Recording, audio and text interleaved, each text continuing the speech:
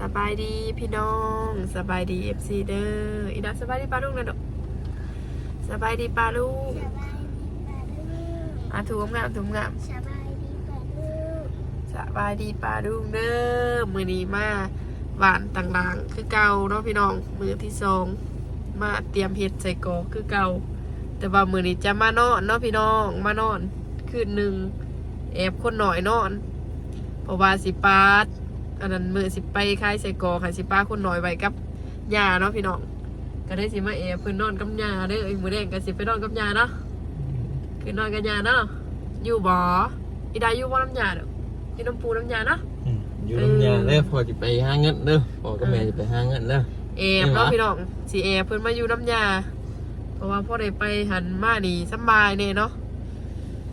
พอได้เพิ่นเคยแน่พอได้เพิ่นติดเพราะว่าอีพ่อทางนั้นนะเพิ่นก็ติดได้พี่น้องเพราะเพิ่นอยู่น้ำเด้อเนาะไปตอนนี้ก็มาหอดนะพี่น้องสองเลยน้องจูงแค้นกันมานั้นหาใหญ่อีกแล้ว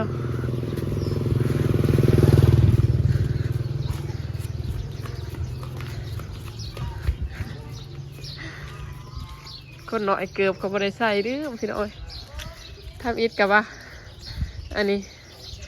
ใส่อยู่โอ้นี่มอหันคล้ายเครื่องคน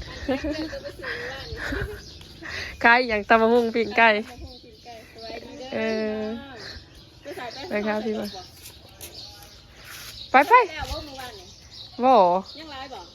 กัดเห็ดโบราณปันไดนะแต่กันย่างโบราณเดี๋ยวเพิ่นสิเห็ดใหม่มือนี่ก็ได้มาเห็ดซอยเพิ่นอีก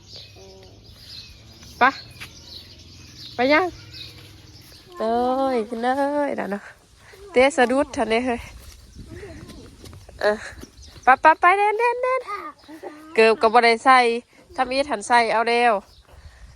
บัดสิขึ้นรถเพราะจะขึ้นกระโผล่เพราะบริเบิงมาดุทอดเกือบกะมาเด้อเกือบกับอยู่ในรถพุดอยู่เฮือนพุดไปเด่นไว้วันนี้กะมาบ้านอีกแล้วพี่น้องเนาะเพิ่นมาอยู่น้ำยาพี่น้องเพราะว่าพอได้ให้เพิ่นติดทางนี่เลยเนาะแบบว่าอยากไปคล้ายเครื่องคล้ายโคงไปหันไปหนีก็พอได้สบายนะพี่น้องพอเพิ่นบ่ค่อยได้มาจักเถื่อบ่ได้ค่อยได้มาแบบรู้ว่าสันซากก็เลยบ่ค่อยติดทางนี่เนาะเพิ่นสิติดแต่พ่อใหญ่อยู่เฮือนก็สิให้พ่อใหญ่เอาก็พ่อใหญ่แล้วบ่มีเวลาเนาะเบิ่งหน้าเบิ่งไข่เราเด้อพี่น้องเล่นไปเล่นดูเล่น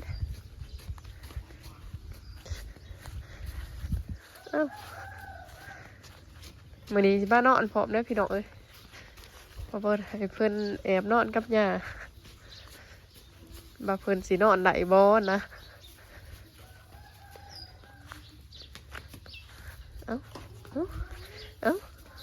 เอาไปไปเขาได้ไหนไปเขาหายาไปกินข้าวเหมือนแม่สิกี้กับโหดหายเด้อโอ้สบายดีเอาสบายดีเอามานอนได้มือนี่สิเอาได้อยู่บ่ดิสิอยู่น้ำอยู่บ่ดิแอบเพิ่นน้องพี่น้องแอบเพิ่นมาอยู่น้ำมีเมย์พอได้เพิ่นติดทางนี่นอนถือมันติดพอได้ไปหากินหายากเมย์หาคายเฮ็ดอีหยังผู้ใดเด้สิเบิ่งน้องเลยฮะไปสิเป็นคนเบิ่งน้องทราบเอ่ยน้องเลยเอื้อยสองคนนี่บ่น้ำคิงได้ใช้ป่านสิเป็นคนเบิ่งน้องเลยเจ้าหวานขนาดเว้ยเบิ่งน้องได้ยินบ่ป่านจะเบิ่งน้องแล้วน้องมาอยู่น้ำเด้อจะเอาน้องอยู่น้ำอยู่บ่ฮะ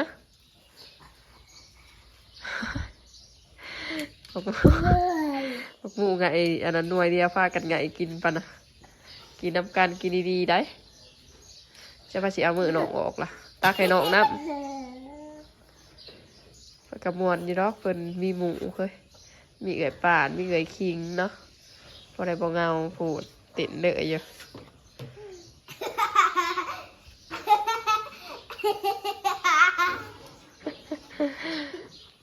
โอ้แบบบ่สนกันยังได้เนาะแบบบ่สนกันยังได้เนาะเอ้ย เป็นน้ำพอ เอาลองเบิ่งแต่ละมือมามีแต่กลับมื้อนี้ดอกเอามานอนนํว่าสิดอดอยู่บ่ ว่าล่ะ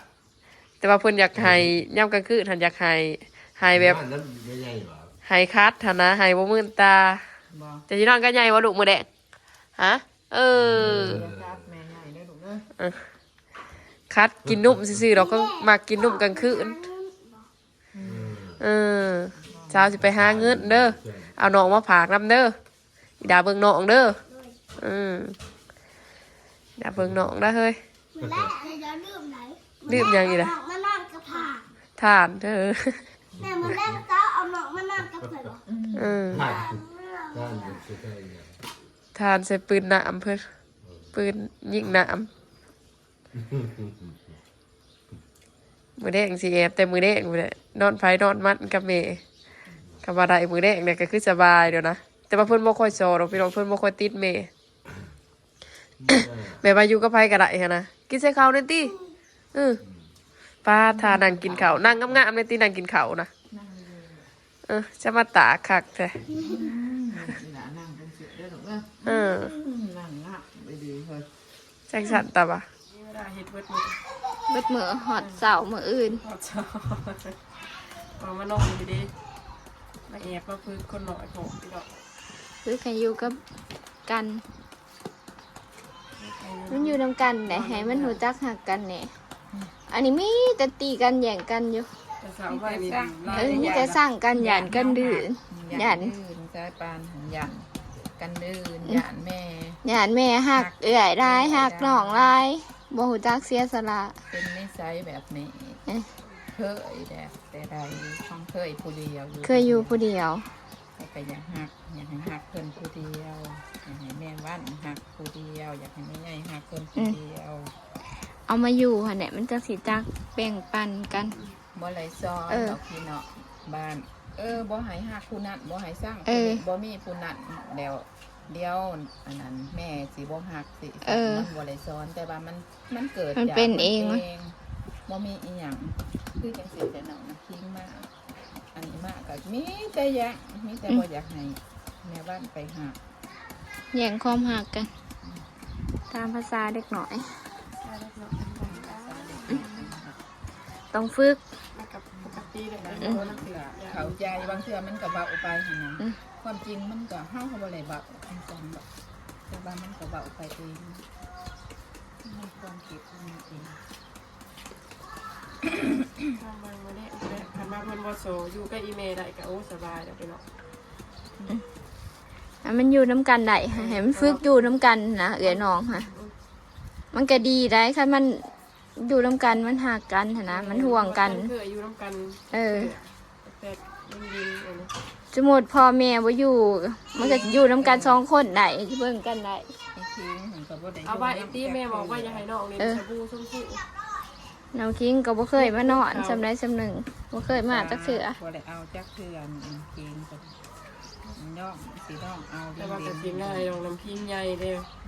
คนหน่อยหากับบ่คัดดอกเป็นคนแบบว่าบ่คัดนะ บ่ค่อยยากปานใด บ่อยากขอแค่กินอิ่ม นิ่งๆหันง่ายเด้อนิ่งๆหันสังเกตนิ่งๆหันง่ายกว่าน้ำคิงน้ำคิงหันยากตอนยังหน่อยหันยากกว่าน้ำนิ่ง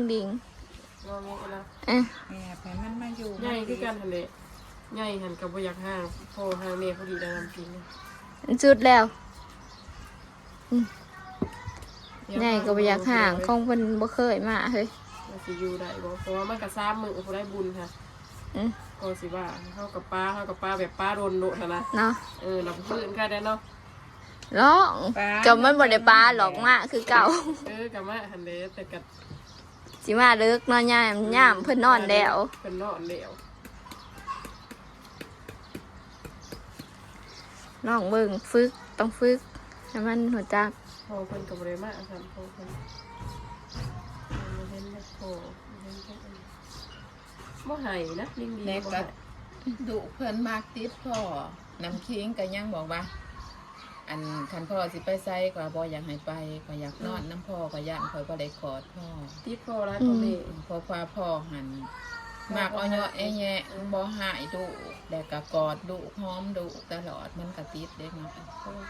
มันก็ติด ขันกอดขันหอมขันเห็ดทุกอย่างหันเนี่ยพ่อก็เคยเดี่ยงแต่น้อยนับแต่ลูกน้อยๆหันเมียนขี่เซ้ยตัวพ่ออ้อมขี่กับแม่นพ่อ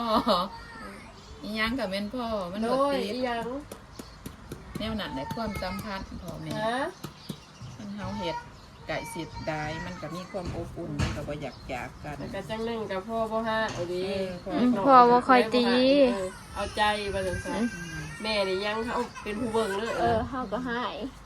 อะไรบ่ถือบ่พวดแล้วกัน เปิดด้านน้องนี่ติลูก ไปพี่น้องทาเบิ่งบ่ได้เอ็มจะสิทายให้เบิ่ง พ่อเอาใจดุเป็นแล้วถูกใจ อาหารเที่ยงพี่น้องป้า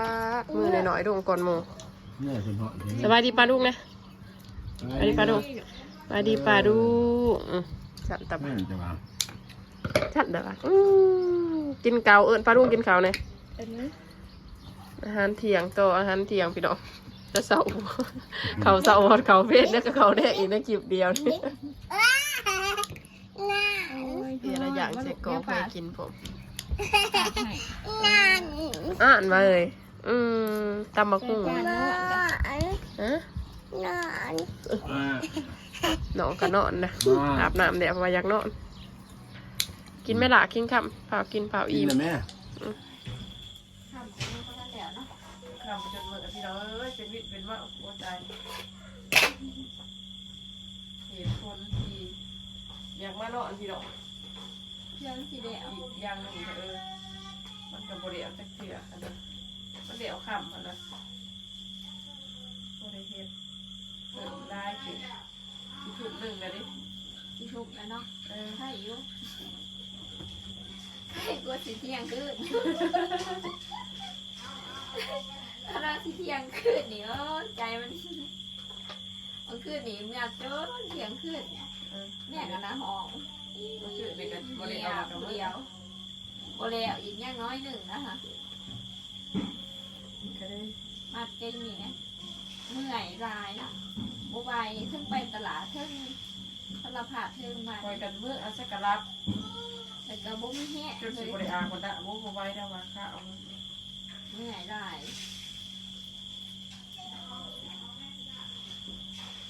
ก่อนที่ว่านอนกับ มือเฮ็ดแต่สาวคุณเนาะ มืออื่นก็พอได้เห็นแต่สาวพี่น้องเพราะว่าอันนี้ก็ตื่นแต่3เหมือนปีนะพี่น้องเพื่อจะไปสินโคงเตียงโคง แต่ว่าก็เฮ็ดใส่กองจนค่ำเนาะ เขาเห็นใส่โคงไม่ได้นั่ง โอ้ดี ซื้อโคงกระเด็นแล้วอยู่พวกยังว่าผ่าเอา แบกขึ้นทั้งข่ายอีกนะ พอได้กินหมดแล้วพอได้โอ๊ยจังไหนเอาเดี๋ยวก็อยากว่าอะไรก็ไม่รู้ตื้อ อันนี้เนาะท่านเฮ็ดหนาวบ่ได้กินคนขาว เมื่ออะไรกันเนาะจะสาวแล้วก็มาวันนี้ก็ได้ว่าบ้านนอนเพราะว่าอื่นเท่ากันเห็นดีพี่น้องเจ้าบริเที่ยวไปเที่ยวมาอะไรลงได้หรอกไอ้นอนเผาเพื่อนเดียวพี่น้อง อันนั้นถ้ามันดินตอแผ่นก็สิง่ายเนาะคือบ่ง่ายแฮะมันเมื่อยตอนไปคนคลองเก็บคลองลงข้างขาเราค่อยเห็นเอาคล้องมาในโดดใหญ่มันต้องค ส น วนเพียงอีกนะ ไปสวมเพียงเสียงคนหอนแดงนั่งตลาดก็พี่ มาว่าลำสองในเขารอแค่นี้เอง เมื่อยไปได้กับสูน้องพี่น้องคอจะคลายดีขั้นตัวคลายบดีเห็นแล้วที่ถอนบนมีแห้งเห็ดตัวเดียวกัน ว่ากาสิโร่ไปคลายทับอีพี่น้องเอ้ยก็จะกินอะไรที่โบนะ ขั้นคลายบได้คือจกเกมใส่กรอบ แต่พอจบแล้วมันหามันไปคลายทางอื่นนะเนาะปกติเขาคลายจะแพงอยู่เขาสิโร่ไปหมดอีก ต้องไปไกลทางแดดตัวได้ไกลเติบได้เนาะน้ำโขง ได้ได้ มันจะจำไปน้องหอยบ่ ก็อยากไปรับไปทำงานเข้ามา เรียกว่าไก่กัวเรียกว่าจำไปสะพาย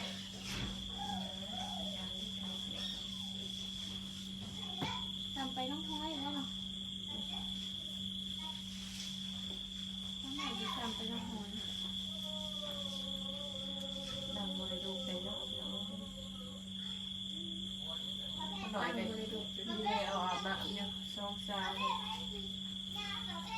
ไอ้แน่แต่ยิงๆกับบดื้อพี่น้องบ่สอบันไดบ่สอโดนนะคะ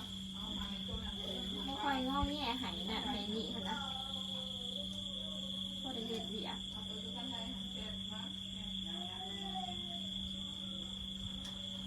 พี่น้อยก็แล้วล่ะพี่น้องนี่นะน้อยหนึ่งตัวเองก็ต้อง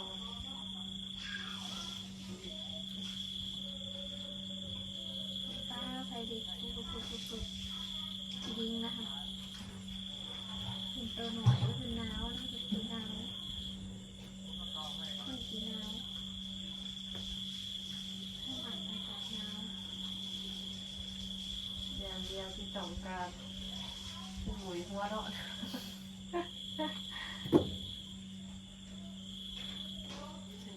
มาถอดเบอร์เพราะว่า เสื้อ มาถอดเบอร์เพราะว่าดอกบ่ที่ใส่เหรอ ข้างนี้ข้างขาสิ ถอดเบอร์วันที่4มาดอกบ่พี่น้องลูกกับอะไรประเทศยิ้วอยู่ยิ้วเนาะแต่มือเฮ็ดนี่มันก็3แต่นี้พออย่าว่า เนาะ มือว่านมือนี้แล้วก็มืออื่นวันที่1วันที่2วันที่3เอาวันที่1ก็ตื่นแต่เช้ามือวันที่อ่ะ วันนี้วันที่2 อะไรวัน วัน ที่ ที่ 1 1 จะ ก็ ตื่ ตื่ น นกันเลยเพื่ จะ อน เดินไปเรียน4 โมง วันที่2เลย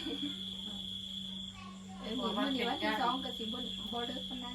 เป็นงานใหญ่พี่น้องอันบุญประจำปียังว่าเราเห็ดเดียวกันเลยเนาะมือหนึ่งคืนหนึ่งเราก็ไปคายมือหนึ่งใช่ไหม นี่มัน3มื้อเรียนติดก็ว่าแต่เฮาก็บ่ฮู้หรอกว่ากลางคืนเฮาสิคายได้หอดใจนะอย่างมันบ่มีคน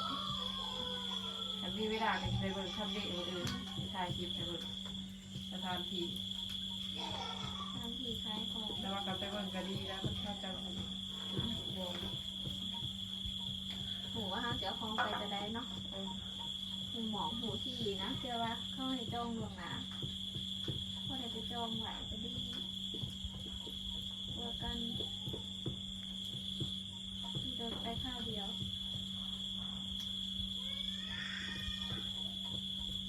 พ่อเดี๋ยวพี่น้องจะนอนกันแล้วเนาะถ้าเบิ่งเดี๋ยวตัวหน่อยขึ้นนอนกับยาอะไรพวกนี้เดี๋ยวใหญ่กันมือหนึ่งพ่อก็กินหอดีพ่อก็โทรมาเลยโทรเสียนะคนในห้างก็จะเกลือคนกับคนน้อย มาดูคนนั้นมาปิดหัวไป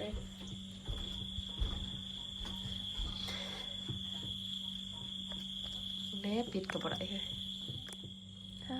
สองสาวเตรียมสีขาวนอนอันดะอีดาสิให้เอ้ยคิงนอนน้ำอยู่บ่มือแดง ฮะให้เอ้ยคิงนอนน้ำบ่มือแดง ให้คนนอนให้เอื้อยกินมันหลายมือ ให้เอ้ยคิงนอนได้มืออีดาสินอนกับไผมือแดง นอนกับแม่ บัดมือแม่สิไปบุญเด้อีดาสินอนกับไผมือแม่ไปหาเงินอีดาสินอนกับไผเบาติดะนอนกับยาอีดาอย่าสอเด้ออีดาเป็นเอื้ออีดาตรงเบิ่งน้องได้เด้อยินบ่ลูกเจ้าใหญ่แล้วจะต้องเบิ่งน้องให้มันได้แม่สิไปหาเงินซื้อสุดสงกรานต์กับซื้อปืนหน้ามาให้อีดาเนาะ เอาเหรอ กับเคยนี่แหละ ซื้อมาให้บัดซองบัดซาม นิ่งๆเอาตัวหน่อยเด้อ เอาตัวหน่อยได้เว้ย เดี๋ยวเอาไปเลย น้องคำว่าหยาคนที่หยาก็คือเอื่อย ไปแม่หยา เพิ่นมาคิดหอดได้เอื่อยหูจักขวมเด้มาคิดหอดเมอีดาบ่ต้องคิดหอดดอกเขาแม่ไปหาเงินเนาะ หนองมันง่ายนี่ บางทีบ่ได้บ่นกับแม่ผู้ขึ้นไปเถิงเด้อเด่นอยู่เถิงกุเด้อโอ้เฮ้ยบ่สนน้ำแม่เด้เนาะ เทียเทียนสูง บ่สนน้ำแม่เด้เนาะอีดาสินอนกับไผดอกฮะโอ้นอนเทั้งเฮือนบ่เอ้ยนอนน้ำยาบ่ลูกบ่โอ้อีดาคนหนูเด้อ เบิ่ง เอ นะ อ โหเด้อเด้อเด้อเอาไปบ่ายป้าดุ้งแน่ บ่ให้นะ จะบ่ใหายเนาะเอาไปบ่ายแน่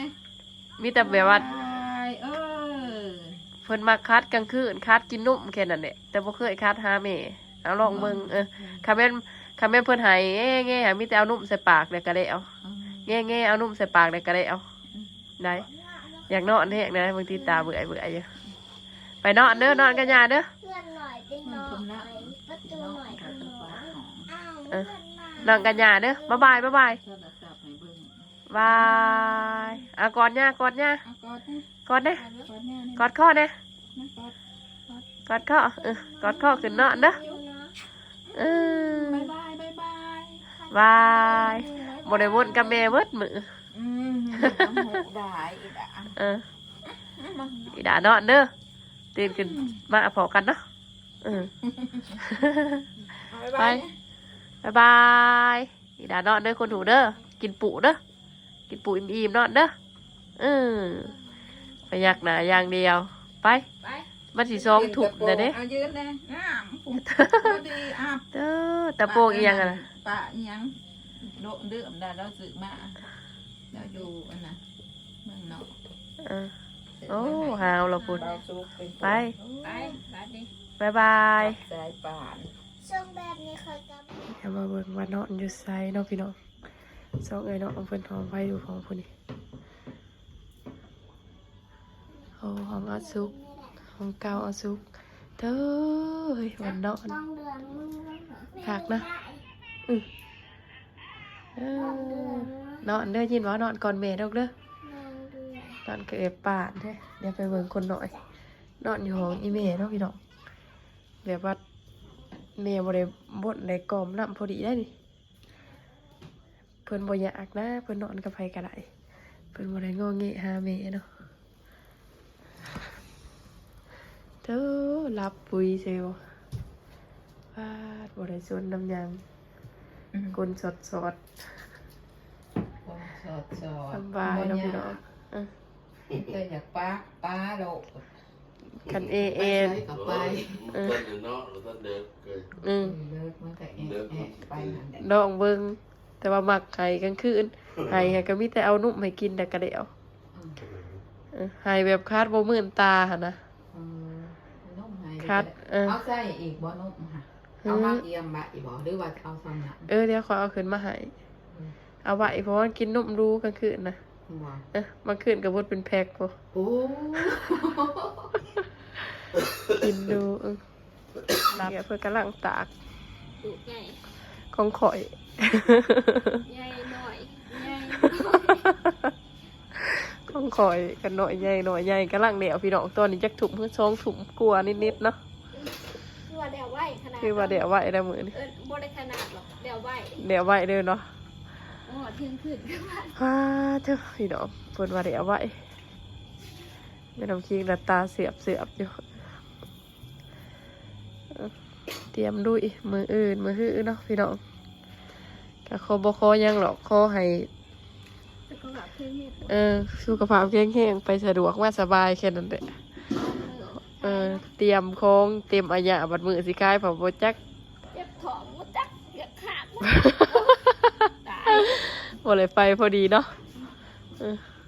ไม่ต้องคิงก็สิได้จบคลิปไปเพียงสำนี้เด้อพี่น้องเนาะเดี๋ยวพอกันมืออื่นเสาร์อัปเดตอาการลูกสาวให้เบิ่งว่าสิเป็นแนวใดนอนกับหญ้ากับปู่ข้างแรก ครั้งแรกของคนนี้ ข้างแรกของเพิ่นที่ มานอน ตั้งแต่เกิดมาเอามาสันจ้า เคยนอน บ่เคยนอนกับปู่กับหญ้าไปเนาะพี่น้องพอกันมืออื่น